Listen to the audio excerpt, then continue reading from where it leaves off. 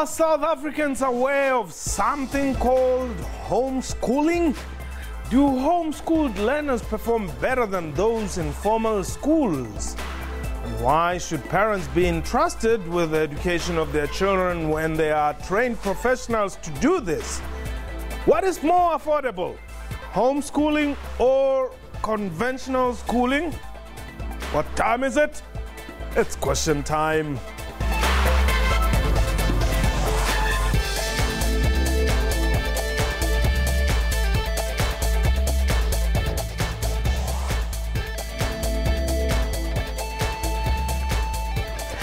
Khotsong, Gurula, Mraro, and welcome to the show. My name is Mpote. The provision of quality education continues to pose a challenge to authorities and parents alike. While problems in this sector seem far from over, homeschooling is said to be gaining momentum. Parents opting for this system cite a variety of reasons, amongst others, learner performance, financial considerations, and religious factors. Department of Basic Education says, and I quote, "Home education is a purposeful program of education for a learner, alternative to school attendance, which is provided under the direction and supervision of the learner's parent, primarily in the environment of the learner's home." Close quote. Meanwhile, the department is calling for public comments on the draft policy on home education. The deadline for this is tomorrow, December 8th. We are live, and therefore you can call us and air your views. The numbers to dial is 089-110-4210. Or if you're outside the borders, +2789-110-4210. Our Twitter handle @QuestionTime24. My guest today, the MEC for Education in Gauteng, Panyaza Lusufi, and joining us from our Seapoint studio is Boa van der Eems. He's the chairperson of the Pestalozzi Trust, and he's going to be telling us more about this homeschooling subject. Gentlemen, welcome. MC, welcome to the show. Boa, tell me about this homeschooling thing. The first time I came across this concept was in the US. I didn't know that it was kind of like finding expression in South Africa as well. What exactly is homeschooling? Well, I think the definition that you've given for homeschooling is a fairly accurate definition. It is education in the family environment, mainly at home and mainly done by the parents. That is what it is in a nutshell. What do you mean it's done by the parents? So I teach my kids and they don't have to go to the actual schools that we know are called schools? Yes, they are mainly at home, and they learn under the guidance of the parents. So the focus in home education is very much on learning, where in school education it's very much on teaching. So the parents do whatever is best for the child to learn as much as possible. And they use a variety of educational approaches for that, which could be quite different from the standard curriculums that you use in schools. So who qualifies to be the teacher here? Is a parent qualifies to be a teacher, because when a child is born, the parent registers the child at the Department of Home Affairs. And when you do that, you accept the responsibility to realize the rights of the child. And one of those rights is the right to parental care. And parental care includes education. And parents start educating their children from birth. And it's a natural thing to do. Parents naturally teach their children, and children naturally want to learn from their parents.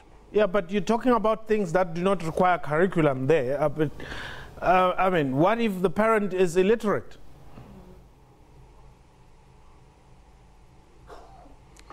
Well, then obviously it will be difficult, but then parents can use the help of other adults, family members, or so on.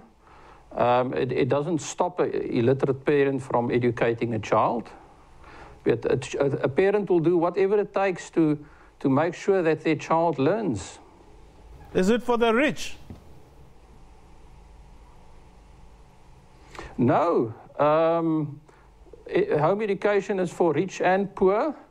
And actually the research shows that there's no correlation between the qualifications of a parent and the educational performance of learners. So parents with little qualifications in general do just as good a job as highly educated parents. So just being a parent qualifies you to teach your child. And one of the main reasons for that is because of the relationship between parent and child. So there's an educational psychologist that studied this phenomenon. Why can a parent do such a good job without a teacher's qualification? And he found one of the main success factors for quality education is the attachment between the learner and the teacher, which in a home education environment is very strong. Okay. And if a parent doesn't know something, they just find it out. Whoa. That would be a very interesting environment to live in when if you don't know something, you just find out. Let me see. Welcome to the show. Thank you so much. Let's talk. What is government's position on homeschooling? Well, it's an official education system.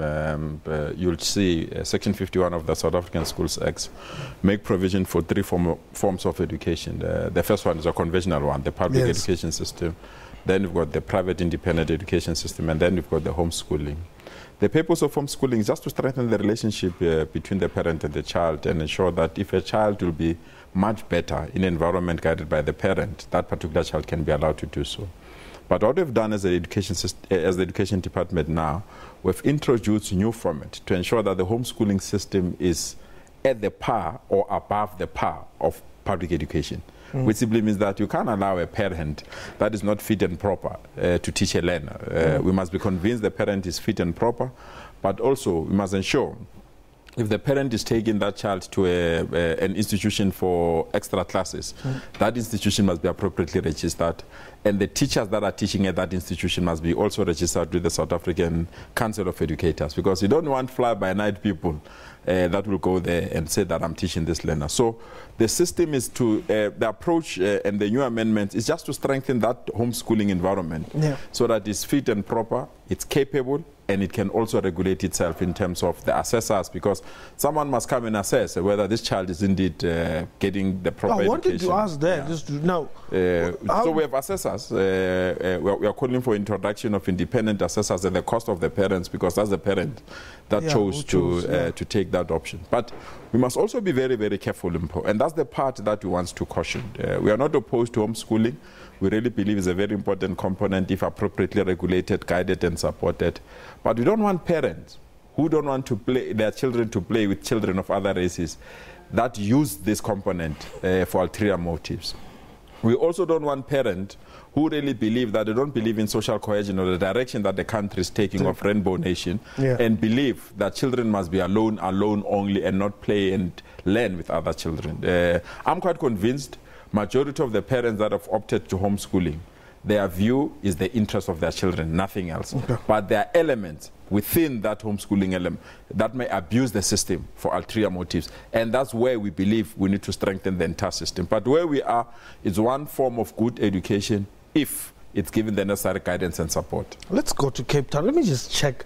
What are the statistics here? How many people are opting for homeschooling?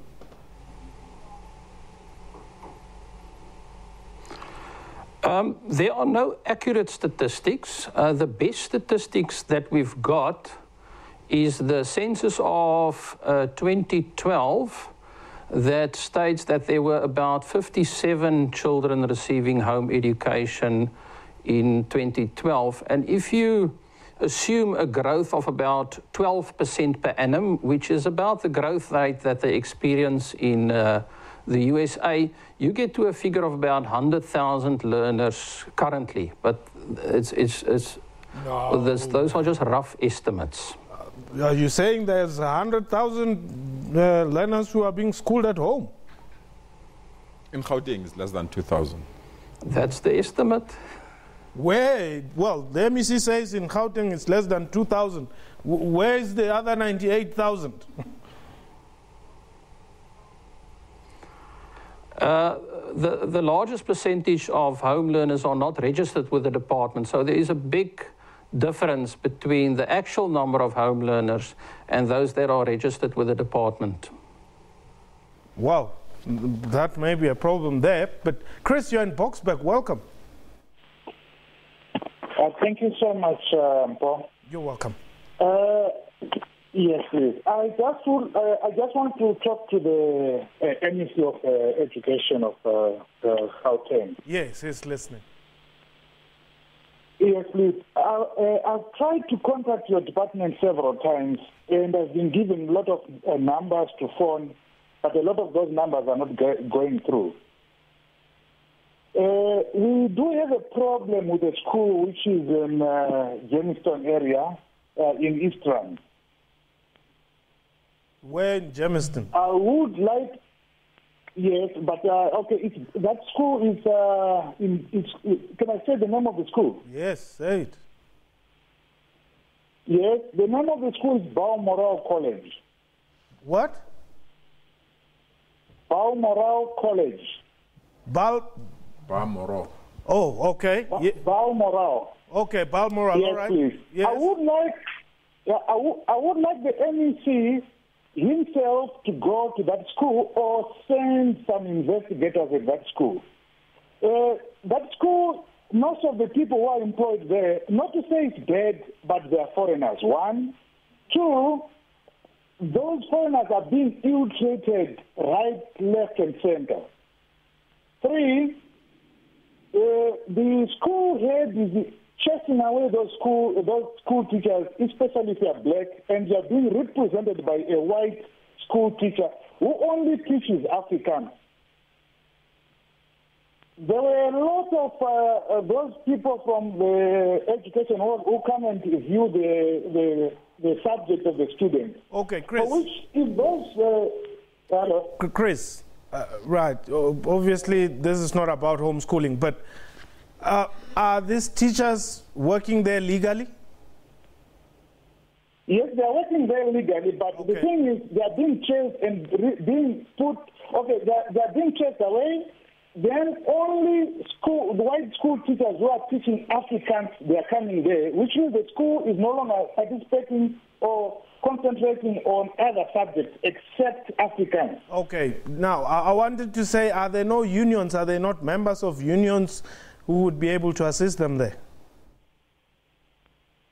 No, there is none, because none of those. If the school head just hear that you are trying to join the union, you are being fined. If the school head that had anything Okay. to do with you going outside of the All school, right. No, it's fine. It's fine, Chris. I'll get the MEC to respond not to respond, perhaps to give you the numbers, because I want us to just focus on this homeschooling thing. Because really, I mean, if teachers are being abused and they are not able to fight for their rights there at that school, I wonder what is going to happen. But just for correction, it's a private school. So Is it a private school? So you are, well, we'll intervene, but it's a private school. It means they have the right to hire and fire whoever they want to hire or fire. yeah, that's why I'm saying it must go to the labor division. I want to get something from you. You saying some of this are registered, others are not registered. So how legitimate is this homeschooling?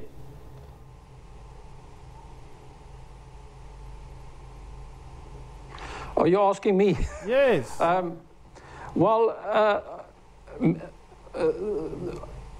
There are often, the problem lies at provincial departments often require all kinds of irrelevant and unlawful requirements for people to meet in order to register, and for example, that they are prescribed a curriculum and many other things, and that discourages parents from registering. But as Mr. Lesufi said, it's acknowledged in 51 of the Schools Act, so it's legal in terms of that. And it's also legal in terms of the Constitution, which says children have got a right to parental care, and that parental care includes education. Okay, hold it there. Let's take Pete. Pete, you are in Kempton Park. Oh, Impu, how are you? I'm well, thanks for the call. Oh, lovely man. While the man is sitting there right in front of you, I would like to ask him one question. If you know what is the cost of homeschooling? It's what? The cost of homeschooling. Oh, okay. You want to know what is the cost? Yeah, because there's a solution for free education for all, but no one listens. So I would just like to mention this, that there is a solution to free education from grade 1 to university, but no one wants to listen. Oh, okay. Pete, thanks very much. Well, yeah, Pete thinks you're not listening. I don't get the irony. I don't know what he's saying, what he's asking. Well, he says it's cheap. Well, the price of cheap might not be compared to the price of ignorance. That child will be part of society. That child will work in society. That child will be part of the economy of this particular country. So you need to be convinced that child is fit and proper to contribute to the economy. Check, we are not saying homeschooling is wrong, and I'm very worried with our colleague in Cape Town on some of the arguments that is advancing. That there are lots of administrative things that makes homeschooling to be difficult. It's not. If one person has to replace 8 teachers, we must be convinced this person is proper and fit to replace 8 teachers. And if this person is going to provide education at home, we must be convinced that the environment is conducive for learning at home. You know how many families go through divorces? You know how many families go through fights? Will that child not be taught during that period? So we need to be convinced. We need to be sure. And we are arguing very strongly to say some people remove their children only to place them at an alternative school that is not registered, where somebody is coming and tutoring them. So our argument say we are not against that tutoring. The mere fact that you have to have somebody to teach those children, let us be convinced that that children is vetted.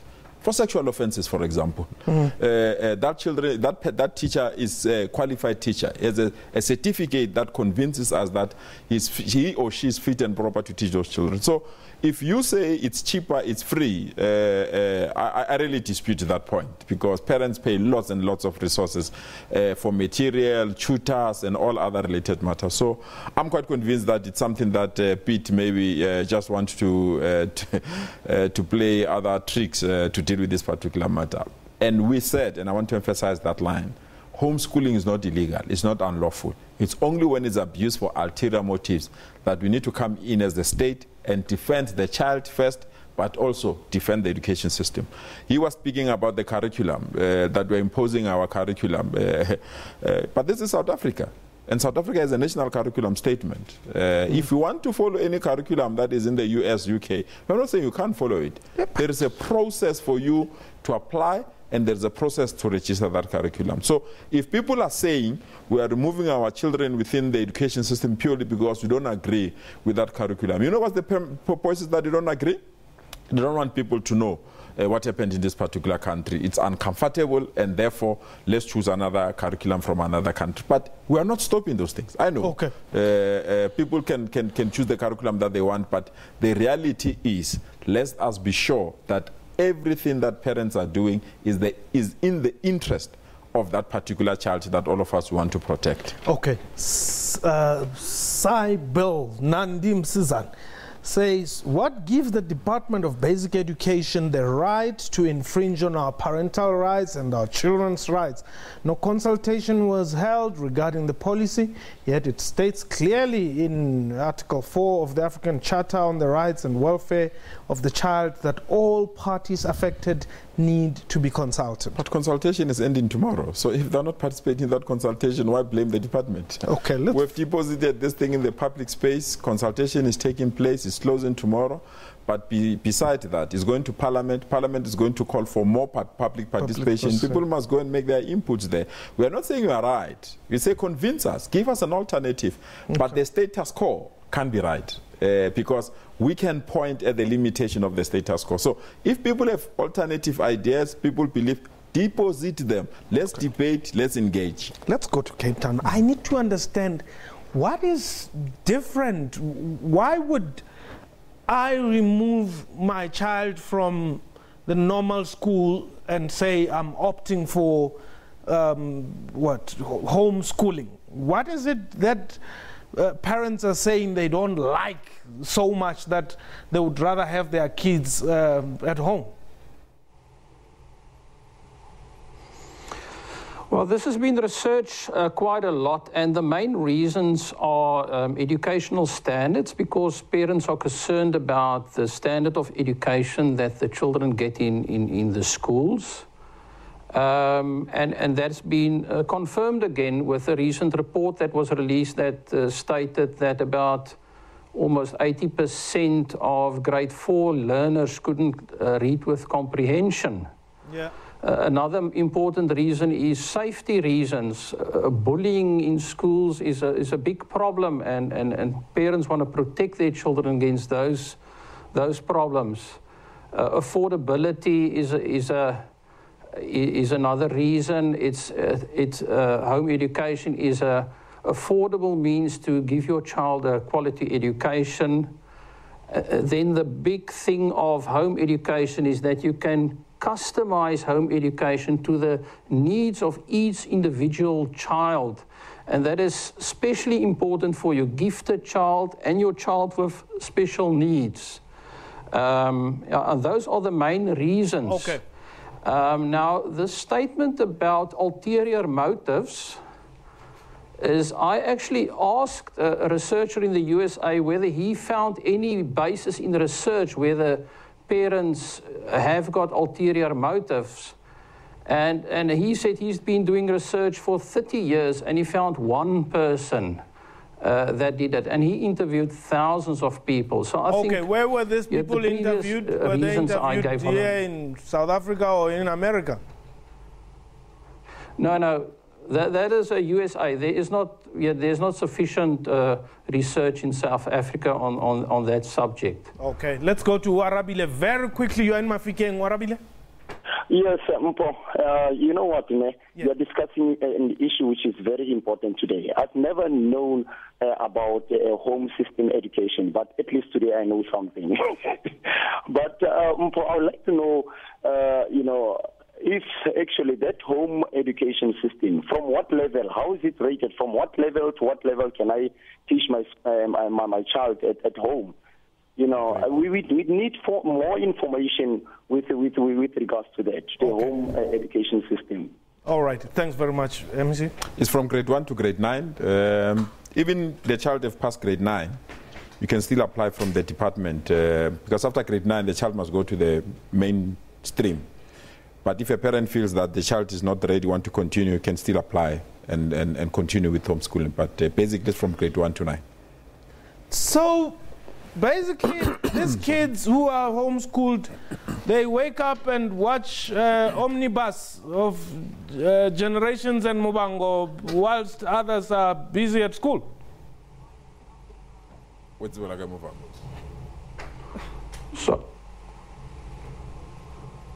Sorry, I didn't... Oh, okay, they watched Seven Day Land, sorry.